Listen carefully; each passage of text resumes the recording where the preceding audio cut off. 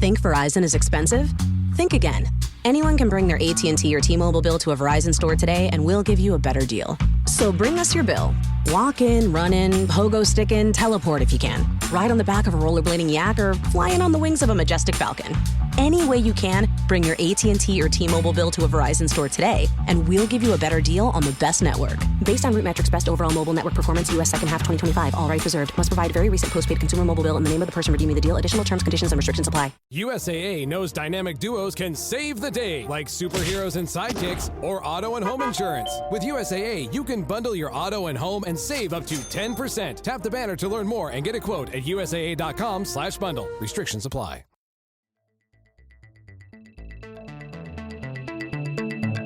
Hello, True Spies listeners. Welcome back. You're joining us as we venture into the vaults to revisit some of your favourite episodes from our collection. We hope you enjoy this classic True Spies rendezvous. We think it's well worth catching up with. This is True Spies, the classics, from SPYSCAPE Studios. Incoming transmission. Welcome to True Spies. Week by week, mission by mission, you'll hear the true stories behind the world's greatest espionage operations. You'll meet the people who navigate this secret world. What do they know? What are their skills? And what would you do in their position? This is True Spies. Even if they know, this whole time, Ryan was only after me to do this. Even if they're thinking that, they've already rationalized that away because they have so much trust and love and respect, and that foundational relationship is so strong. They might think that, but no, I'm different. This is True Spies. Episode 67. You, me, same.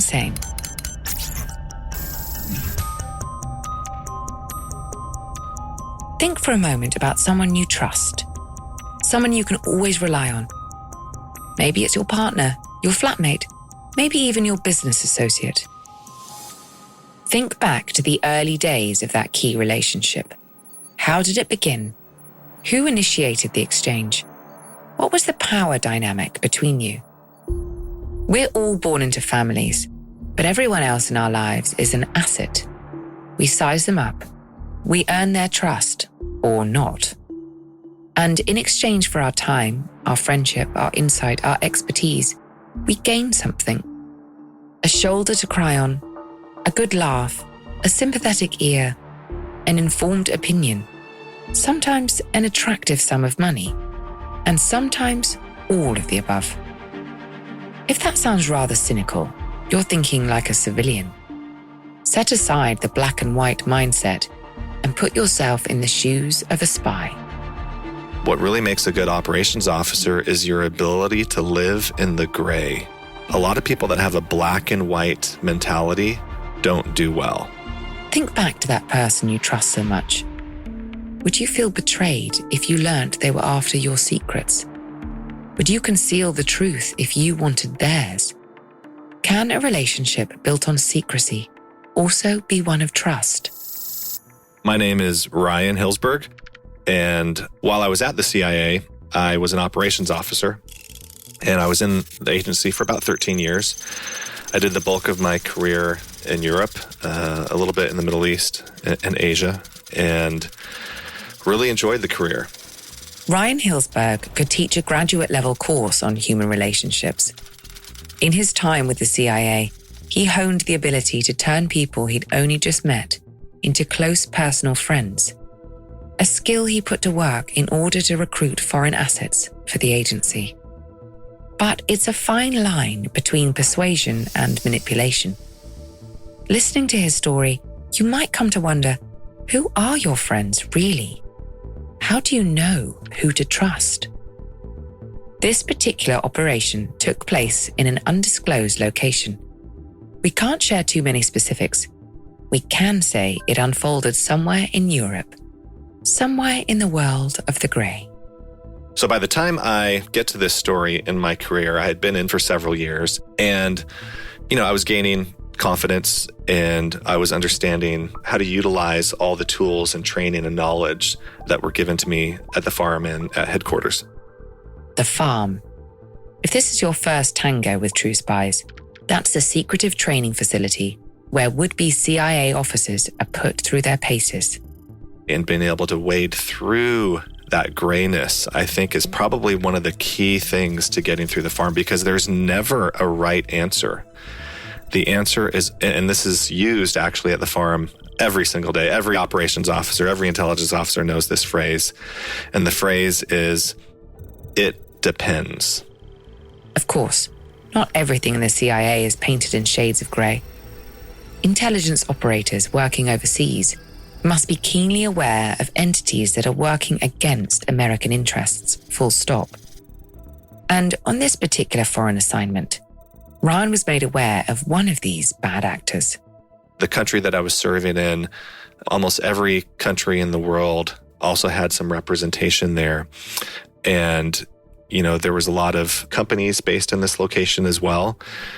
And there was a company that was identified as being heavily involved in illicit financing activities with a country of extreme interest. And this country, it was a nefarious country. We didn't have the best of relationships with them. They were always, trying to circumvent international pressure, etc. Ryan can't give any more details. But just to illustrate the sort of high-stakes intelligence matter we have at hand, let's use a hypothetical scenario. Say there's a company with a massive amount of power, maybe an online retail giant that sells just about everything to people all over the world. Now imagine if that company were run by the Chinese or by the Russians. Would you be concerned about how they were using their power, or how their respective governments might be using the power and reach of the company? Think about it. A corporation with more data than you can possibly imagine. Virtual personal assistants listening in at every hour of the day. A burgeoning drone program that might one day fill the airspace with proprietary AI. Say that company is in the pocket of some bad actors on the international stage. You'd better believe the CIA would take note. Why? Well, we'd want to know what type of dual-use technologies this program had. While these drones are flying overhead in our cities and across our countries, what else could they potentially be doing? Dual-use technologies, video recording, retention. We'd want to know their 5-year strategy. We'd want to know their plans and intentions. I could guarantee 100% that the U.S. intel community would be interested. Got it? So, back to reality. There's a suspicious-looking company operating in this undisclosed foreign country, and Ryan and his colleagues have their interest piqued. And so when we identified this company, we were actually pretty intrigued at some of the intel that we were getting and how they were working and supporting this country. We decided we needed to know a little bit more, and we wanted to know what was going on. What strings were being pulled, what types of relationships did the country have with this company, and what type of things were happening under the table.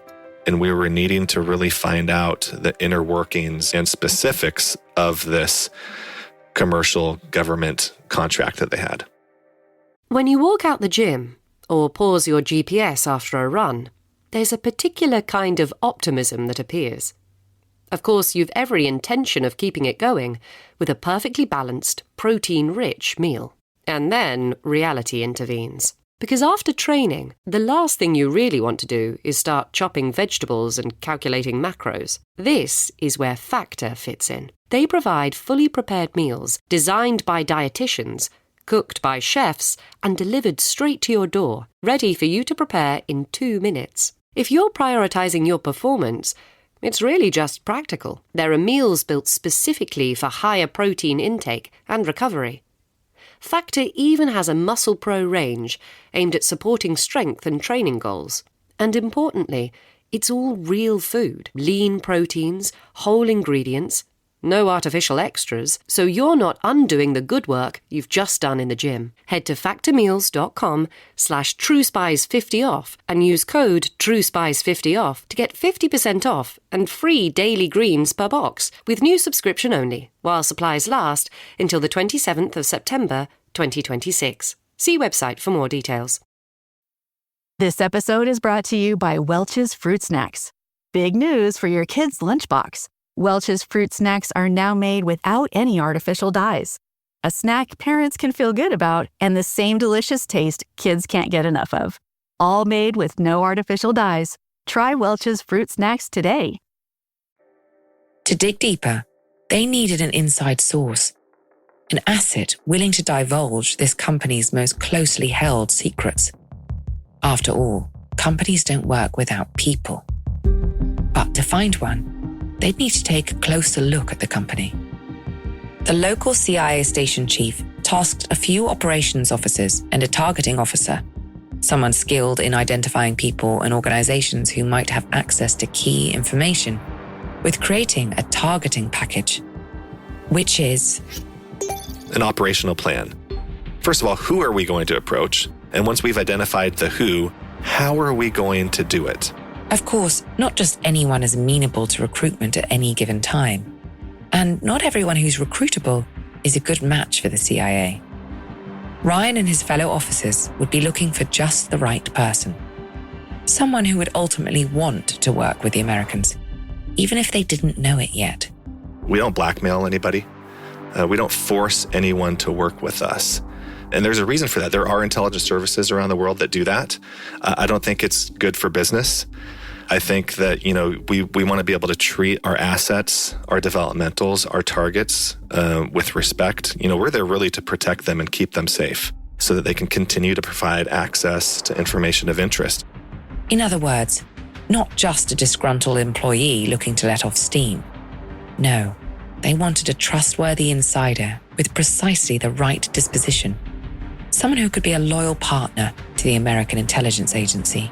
It's a two-way street. Any party at any time can end the relationship. So in the recruitment cycle, we call it SADRAT. It's spotting, assessing, development, recruiting, agent handling, and then terminations. That's the recruitment cycle from A to Z. A 6-step cycle for the recruitment of assets. Let's begin with step 1, spotting. We looked at the company and we tried to figure out, which 3 individuals would most likely have access to the information that we were looking for based on the previous intelligence and the relationship between this company and the country of interest. What 3 individuals would be the best or the most bang for our buck? So we identified those 3, we found them. And then we did a deep dive on those individuals and we wanted to know everything about them. Step 2, assessing. Think of it as the most intense professional background check you've ever had for a job you never even applied for. Ryan and his colleagues looked at public records, social media pages, and any classified information they could dig up for their top 3 contenders. Any scrap of information they could find would be a clue to who their targets were and how likely they were to be recruited. So once we did that with those 3 individuals, we looked at all the information we had, and then we decided to go after one of them. And once we made that final selection, we did an even deeper deep dive to see if there was anything else that we were missing. A deep dive is an apt choice of words. As it turned out, Ryan's target seemed to have just the right frame of mind for recruitment. He also had one notable hobby that caught Ryan's attention. As I looked at this target, I kept coming back to one thing. He was married, he had a couple kids, he had a great job at this company, he was doing pretty well, he was pretty successful. But as I was looking at a lot of the targeting paperwork, his hobbies and what he did, I had a feeling that this target was a little bored. Life was a little boring for him. But the one thing that he was passionate about, the one thing that let him sort of come out of his daily doldrums, the one thing that helped break him out of the daily life, the monotony, was scuba diving. Let's take a moment to review 3 key pieces of information Ryan had gathered about this target. Number 1, he had achieved some measure of success at his company. He would certainly have access to key information the CIA was looking for. Number 2, he needed something to shake things up in his life. Maybe a bit of intelligence gathering would be just the thing. And number 3, he had a hobby. And for Ryan, that created an opening. And I remember as we were going through the information, the chief of station at the time looked over at me and said, Ryan, we want you to go after this target. How do you think you're going to do it? I'll give you one good guess. Now might be a good time to put the action on hold for a moment to learn a bit more about our true spy. You see, Ryan himself is something of a hobbyist, and that's putting it mildly. When he isn't spending time with his wife and 5 children, he keeps himself busy as an amateur musician. I play piano the best. I've been playing the piano since I was 6 years old. On a number of different instruments. The penny whistle, yes. The Irish penny whistle. I've got several of them. He's an avid home chef. Bobby Flay. Bobby Flay is my hero. With a penchant for leatherwork. Wallets, backpacks, purses, handbags. I've sold quite a few. It's more a labor of love. It might sound like Ryan has plenty of time to burn, but cultivating a varied set of interests is a smart professional move. A spy who's a jack of all trades is likely to form a connection with an asset over one hobby or another, even when the homemade rucksack business isn't doing so hot. It's important, especially for an operations officer, to be well-rounded. The more well-rounded you are, the more conversations, the more that you can connect with someone. If you have a number of hobbies and skills and interests that you can speak to about yourself and that you can find common ground and common connections on, the more easily you're going to be able to build a relationship with someone. In fact, finding commonalities with an asset is so key to recruitment that the CIA has given it a name. You, me, same. Find common ground, and you can show your target, look, I'm trustworthy. I'm just like you. Same. And it works. Suddenly, you're not just a friendly stranger. You're a peer. With all his interests to draw from, a guy like Ryan has plenty of opportunity to exercise you, me, same. I've been fascinated with knives. I've had a couple different knife collections since I was a kid. Still fascinated with knives. And so I was going after a nuclear target, actually. And this target was also a knife connoisseur and actually gave me a couple knives that were given to them from their father. Knives were something that really were a big part of that developmental relationship, actually, and something that we bonded over for many months. Now, that's all well and good as long as your target is relatable. But what about when there's nothing to bond over? What if your target's hobbies are truly niche or bizarre or just downright boring? There are some operations officers that sort of fake being interested in them. There's, of course, assets that, you may not necessarily ever be friends with in real life, but the ability to find something to connect with them on, a genuine connection, a genuine interest, a genuine friendship, I think it's a must. It's a key to having a successful clandestine relationship. And so earning trust, building a relationship of trust and rapport with someone, that's what everything hinges on. You can't convince someone to betray their company or their country or to commit espionage unless you have a foundation of trust that is so solid and a relationship that's so strong. It won't happen if you don't. That's precisely the kind of relationship a spy needs for the next phase of the Sadrat cycle. Step 3, developing. Cultivating a friendly rapport with your target over time in order to gain their confidence. If you've assessed that they may have access to interest, or you may already know that they have access to interest, then you're going to start this process called development. You're going to develop a relationship with them. And development, it can last 3 months, it can last 6 months, it can last a year or two, depending on the target, the country that they're from, and how difficult an operation it might be. Which brings us back to our undisclosed European locale. back to the target at hand. A family man, working for a company that has piqued the interest of the CIA. A man in need of adventure with one great consuming hobby. This guy loved to scuba dive. It was his passion. It was something that he did as much as he possibly could. All of his travel that he did internationally involved scuba diving. And in the city that we were living in, there were several different scuba clubs. And he was a prominent member of one of these scuba clubs. And they had weekly meetings. I think it was Wednesday nights. And this dude would never miss. I really thought this was the perfect recipe to really start building that trust. And so that's what I proposed to the chief of station. And it was approved. Wednesday night scuba meetings created the perfect window for a first encounter. Ryan learned everything he could in preparation for his first meeting with the target. About the target, of course, but also about scuba diving. First, I had to buy some equipment because I didn't have anything. And so I got some basic scuba diving equipment. I signed up for lessons, and I joined the scuba club that the target was a member of. Don't get the wrong impression. Ryan did not become a master diver. Not before developing his asset, and certainly not after. By his own admission, he's more of a snorkel kind of guy.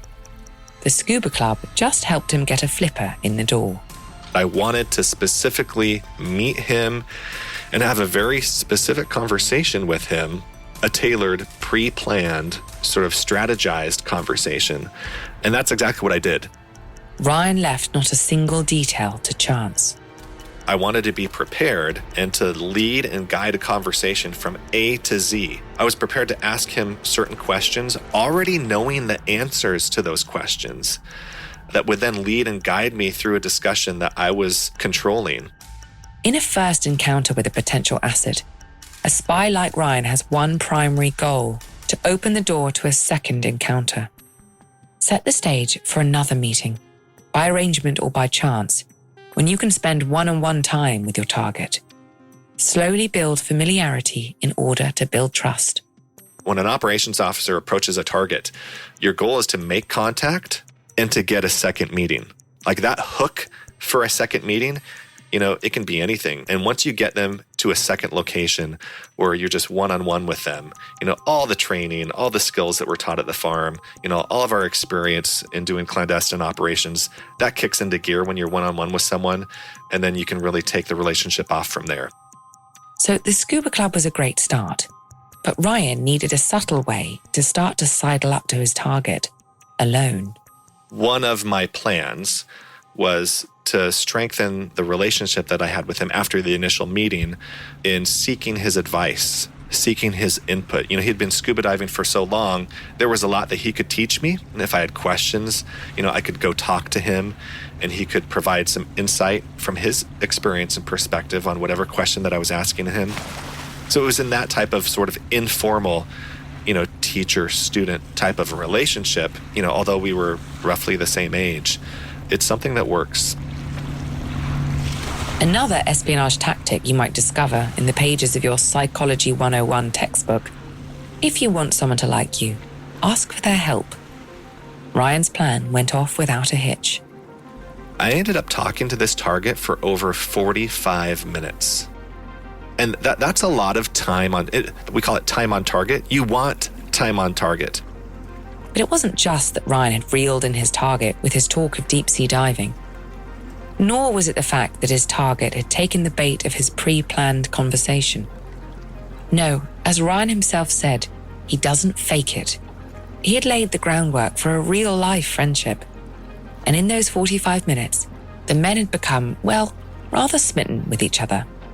By the end of us talking, and this is a funny phrase that I use a lot, but there was a bromance there. There's a lot of people in this world that really can never be themselves with people.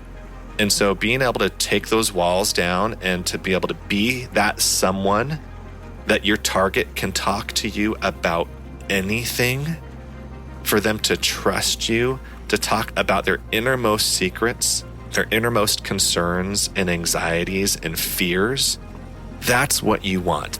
That's what that development stage does. So by the end of this first scuba club meeting, this guy loved me. Is anything about this ringing alarm bells? Ryan needs this man, so he not only ingratiates himself to him, he all but seduces him.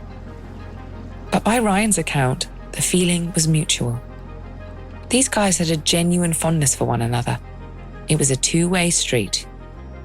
The courtship ritual had only just begun.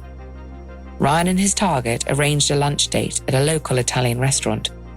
You might be thinking, scuba diving, Italian food, nice work if you can get it. But there was nothing casual about these casual encounters. The two men were meeting out in the open, having unclassified conversations, but that didn't mean Ryan was off the clock. Of course, before I even met him, I conducted a surveillance detection route on the way there. An SDR, or a surveillance detection route. Depending on where you are in the world, it can be shorter or longer, but it's usually at least 1 to 2 hours. And it's a route that you take either in your vehicle or on foot or with public transportation to ensure that nobody's following you, especially if you're a diplomat or if you're a government official, or if you have a relationship with the local country and they know that you're CIA and you work with their liaison service. You need to make damn sure that you're showing up to this type of meeting, especially when you're meeting a target, that no one's following you. It's also done after the meeting, not only to protect yourself, but more importantly, to protect the target that you're meeting with. Ryan also took pains to select a restaurant where the two could speak freely with one another. One that was popular, but not too popular. Enough space between tables that the two men could speak openly without worrying that someone would overhear them. So this Italian restaurant I had used a couple times for various reasons and decided to meet him there so that we could have a more sort of intimate discussion. I don't remember the exact circumstances, but he had had a very, very stressful day at work. The obvious question that I can ask is, well, what happened? I do want to point this out. I developed this target for several months. And I never once brought up his job. It was never me bringing up his job, ever. Now, if he brought up his job, and put it on the table, I'd attack. I'd ask questions. I'd follow up. I'd be a listening ear, a concerned friend, for him to confide in. And so luckily for me, at this very first lunch meeting, he talks to me about being stressed at work. He puts that on the table. So I start, ticking away at it, asking questions. Well, hey, man, what happened? What's going on? Talk to me. If someone puts something on the table, you attack. Attack, like any good friend would do. The target's bad day was Ryan's small victory. Away from the rest of the scuba club, he could guide the conversation into deeper waters. So that first meeting was actually really special because I was able to get him talking about work right off the bat. And getting him to open up about some of the struggles, that he was having there, which, as part of the developmental relationship and that developmental phase, that's what you want. Remember, we're still in phase 3 of the sad rat cycle. The CIA will only make a formal recruitment of Ryan's target after successful development. Ryan needs to continue to gather information to learn if he'll make a good asset for the agency. Is he reliable? Can he be trusted? What are his strengths and what are his weaknesses? And then there's the question of the target's motivations. If he agrees to spy on his own organization, will it be because he's driven by ideology, money, or something else? Back at the Italian restaurant, Ryan is schmoozing away.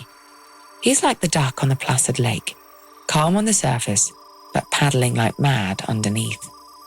So after 2 hours meeting with this individual at lunch, I would then go back to the office and I would write out everything we spoke about. So I'm not there at lunch taking notes. You don't have a recorder sitting on the table. You don't have a pen and paper out, or your iPhone, et cetera, et cetera. No, this is a normal conversation. You and me talking, conversing as friends, while at the same time you are remembering or trying to remember as much as possible everything that was said in the discussion. Not just what they said, but also what you said and the questions that you asked and then how they responded. And not only that, you're making little mental notes in your mind as you're talking with them about those motivations, about those vulnerabilities, those strengths, those weaknesses. You're assessing them. Things progressed in this manner for months, and the bromance blossomed. Ryan and his target went diving at a local lake and made day trips to a neighboring country. They even planned a longer excursion to a more tropical locale, but Ryan knew it would most likely never come to pass. And like in any other burgeoning relationship, there came a point when it was time to meet the family. I thought it was really important, especially with this target. He was married, he had 2 kids, and we were meeting at least once a week, sometimes twice a week. And sometimes you do this, sometimes you don't, but I thought it was really important that I meet his wife and his family. Not just because I'm sure his wife was wondering, who is this guy that my husband's hanging out with all the time, right? Because oftentimes that's odd, especially as we all get older. Oftentimes our friendship circles sort of decrease, especially once we have kids. And then all of a sudden, your spouse is off hanging out with someone, lunch and dinner and movies and scuba diving, day trips, etc. Like, who is this person that my husband is spending all this time with? So I remember meeting his wife for the first time, and it was clearly evident to me that the target had never really had a friendship or a relationship with someone like me or anyone that he was spending this much time with. Imagine yourself in Ryan's shoes. You've been laying the groundwork for a formal recruitment for weeks. You got to know this guy before ever even meeting him, and now you've won him over with your shared interests, your desire to learn from him, your willingness to listen and to empathize. Your buddies, kindred spirits even. You, me, same. Now you're in his home, sitting across the dinner table from his wife, and it hits. There's no one else like you. Your techniques for sustaining conversation, building trust, getting a time on target are all so effective. You've become a singular entity in this man's life. Yet you're only friends with him because you need something from him. Would you carry on with a ruse, knowing that deception was at the foundation of your friendship? Would you resolve to make the recruit as soon as possible, just for the sake of making everything above board? Aren't you starting to feel just a tad manipulative? This episode is brought to you by Palmolive.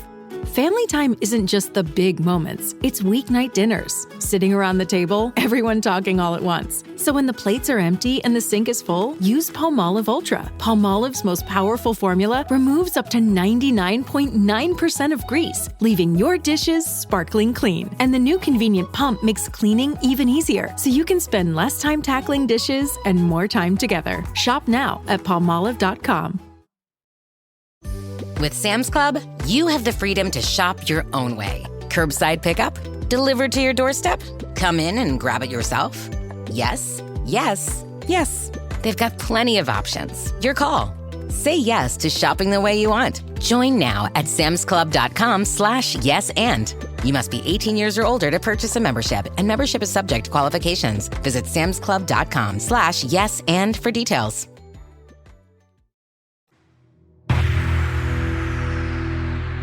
Manipulation, manipulation is a delicate word.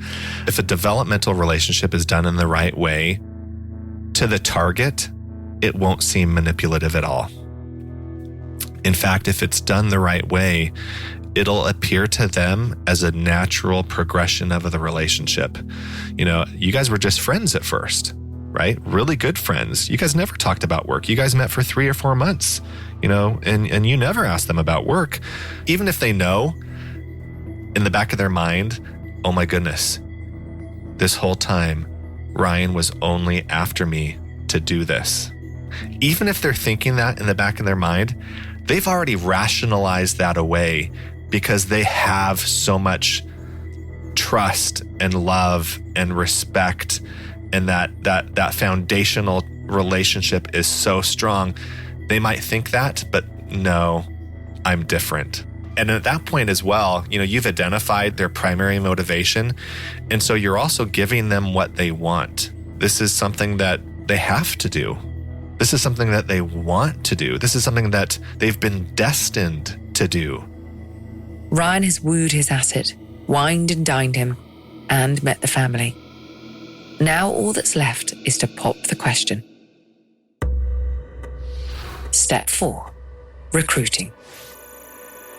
Unfortunately, there's no Hollywood ending here. At least, not one that's declassified. Ryan had to be rather cagey with the details. But he did offer this. There are people out there in this world that propose marriage to someone without knowing for sure what the answer will be. They're crossing their fingers. They're hoping, man, I hope she says yes. Man, I hope he says yes. If you don't know if someone's going to say yes to a marriage proposal, you don't propose. Most normal people, aren't going to propose to someone unless they know they're going to say yes. And I think the same can be said with espionage. Nothing kills the romance like being reported to the authorities. There's still one more unglamorous side to this story. As it happens, Ryan's obligations to the agency forced him to leave his friend and his posting behind. The final letters in the Sadrak cycle, agent handling and termination, fell into the hands of other officers. So much for those buddy-buddy kumbaya diving trips. Summer camp was over. And I had a really, really strong friendship with him. Didn't want to leave, didn't really want to give up the case. And I think that's the flip side of it, when you develop these types of relationships with your targets and with your assets, sometimes it is hard to leave because you have to leave at some point and you're not allowed to continue a friendship with an asset or a target once it's been turned over or once you've been assigned to a different location. If you are no longer the handling operations officer, if that asset or target is no longer yours and it's been turned over to someone else, there's no more contact. It's a little sad sometimes. There are assets and targets that have shared things with me that they've never shared with anyone else in this world. And I think that's what's really special. And I think that's why there is this bond between operations officers and their targets that just transcends years and decades. Today, Ryan works as the director of corporate security for a large biotech company, helping to defend against the very same people that he once helped to recruit. Employees that give up insider secrets and get recruited by foreign intelligence services end up costing their organizations thousands or even millions of dollars a year. Ryan uses his own experience as a cautionary tale. Like it or not, we're all living in the grey. You never know what might happen when you meet a kindred spirit, make a new friend, and let your guard down. I do continue to share this lesson in corporate security because I need employees to know why they might be a target. Why would someone be targeting them? Because everyone thinks, oh, I'm not anyone special. Why would anyone want to talk with me? But even just access to a company's network, that could make you a potential target. Think about the people around you. What are you gaining from them? And what are they gaining from you? Who is a friend? Who is a peer? And who is an asset? And can any one of them ever really be trusted? Maybe the answer is, it depends. I don't think people can say, oh no, I could never get recruited. I don't think people can say that because, if it's the right person going after you in the right way at the right time, they're good. Operations officers, they're really, really, really good at what they do. And you may not even know what's happening. I'm Vanessa Kirby.